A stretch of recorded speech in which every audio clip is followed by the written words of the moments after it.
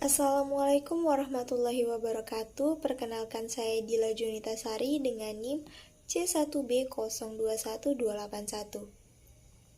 Baiklah, di video kali ini saya akan menjelaskan sedikit tentang teknologi yang merubah cara hidup manusia. Teknologi adalah sesuatu yang telah menjadi bagian dari hidup manusia. Tidak bisa dipungkiri bahwa teknologi tidak bisa dipisahkan dari manusia. Nah, teknologi diciptakan untuk membantu pekerjaan manusia. Perkembangan teknologi yang sangat pesat pada saat ini telah membawa perubahan yang sangat besar bagi manusia dibandingkan dengan zaman dahulu. Sebelum teknologi berkembang, pada zaman dahulu, sebelum adanya teknologi, semua pekerjaan manusia dilakukan secara manual saja, sehingga banyak menguras tenaga dan waktu.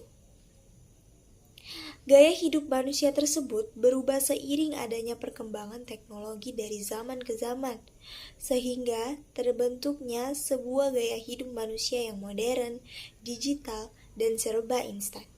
Tentunya dengan adanya teknologi, gaya hidup manusia menjadi berubah. Banyak hal yang dilakukan dengan sangat mudah, hanya dengan bantuan teknologi.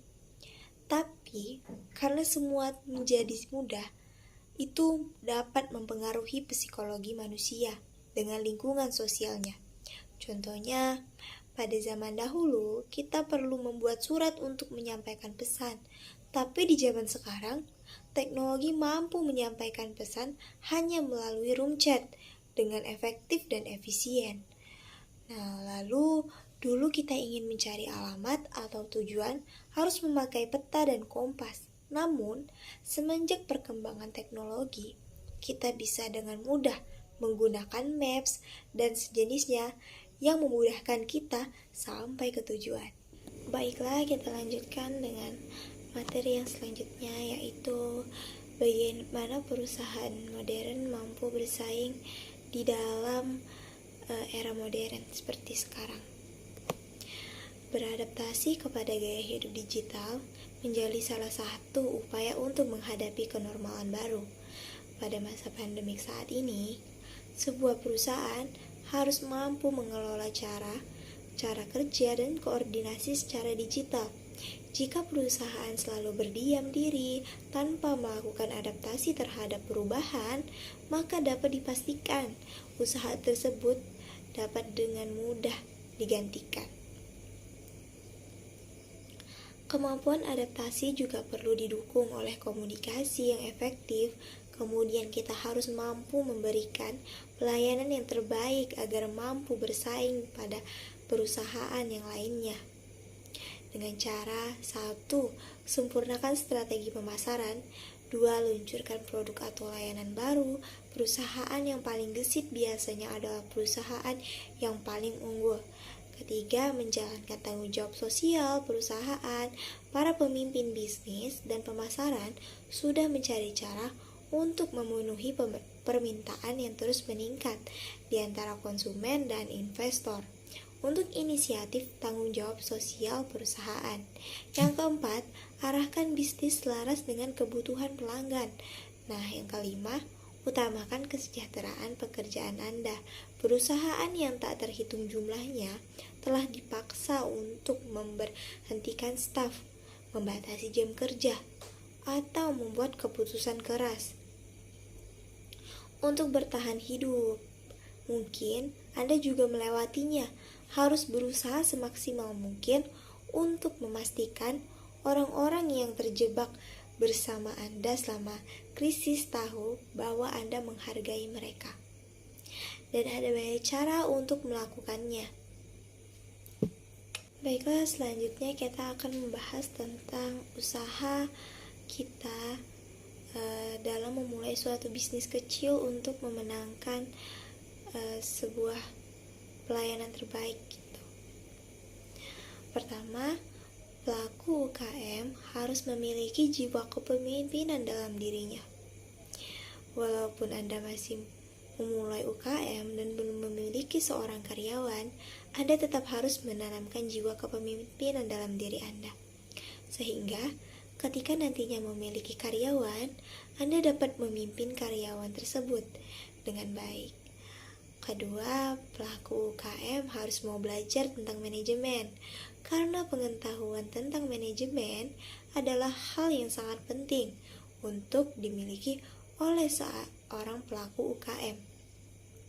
Ketiga, pelaku UKM harus melakukan marketing dan branding. Salah satu penyebab kegagalan sebuah UKM adalah tidak melakukan marketing dan branding secara maksimal. Dua faktor ini adalah sangat penting dalam tumbuh kembangnya sebuah usaha, baik skala besar ataupun skala kecil. Keempat, pelaku UKM harus mampu beradaptasi. Pasar yang semakin luas dan pertumbuhan UKM yang semakin banyak tentunya akan menciptakan banyak tantangan. Seorang pelaku UKM harus jeli dalam memperhatikan segala peluang dan hambatan yang mungkin datang ke hadapan kita, dan dapat mengambil keputusan dan bertindak dengan cepat. Kelima, pelaku UKM harus mampu berinovasi. Inovasi dalam bisnis adalah sesuatu yang sangat penting. Seorang pelaku UKM harus bisa berinovasi dalam menawarkan produknya ke pasar. Kebanyakan konsumen lambat laun akan bosan dengan produk yang sama dan biasa-biasa saja. Mereka mau sesuatu yang berbeda. Dengan kerja keras dan kreativitas yang Anda dan tim Anda miliki, mulailah untuk menawarkan produk yang berbeda atau menawarkan produk yang biasa-biasa saja dengan cara yang berbeda, sehingga produk itu bisa memiliki nilai yang lebih tinggi di pasaran.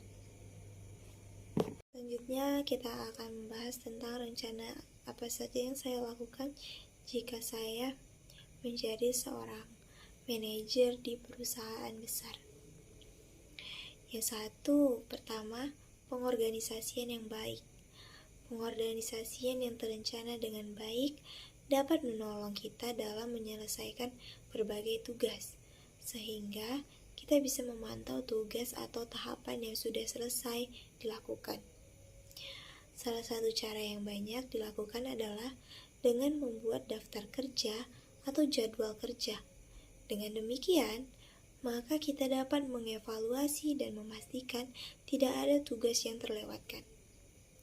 Kedua, berpikir kreatif. Kreativitas sangat dibutuhkan dalam menjalankan usaha agar menenangkan kompetisi pasar. Berpikir kreatif dengan bersedia menampung ide-ide baru, terus menambah wawasan dapat kita gunakan untuk mengembangkan usaha kita. 3. Mencatat berbagai hal secara menyeluruh. Sebuah bisnis hendaknya memiliki mencatat seluruh proses yang ada dalam bisnisnya. Data yang menyeluruh ini akan sangat menolong untuk mengamati perkembangan bisnis, mengetahui adanya kekurangan dalam sebuah bisnis, atau mengambil langkah strategi baru untuk meningkatkan bisnis tersebut. Keempat, menganalisis kompetitor bisnis. Kompetisi atau persaingan memang tidak bisa dipisahkan dari sebuah proses usaha. Namun dengan adanya kompetisi ini, maka akan mendorong pengusaha untuk berinovasi dan membuat hal baru. Jangan takut untuk belajar dari kompetitor Anda. Bisa jadi kompetitor memiliki strategi atau langkah yang bisa menginspirasi kita. Kelima, konsisten saat Anda melakukan apa yang sudah ditetapkan dalam perusahaan secara konsisten. Meskipun hal yang sederhana, maka konsistensi tersebut akan mengarahkan kita pada kesuksesan di masa yang akan datang. Konsisten dalam berperilaku baik akan membentuk kebiasaan yang positif pula. Selain itu, kita juga dapat menginspirasi orang lain untuk melakukan hal-hal yang sama. Terima kasih, itulah yang dapat saya sampaikan di video kali ini. Lebih kurangnya saya mohon maaf. Saya pamit undur diri. Wabillahi taufiq wal hidayah. Wassalamualaikum warahmatullahi wabarakatuh. Bye-bye.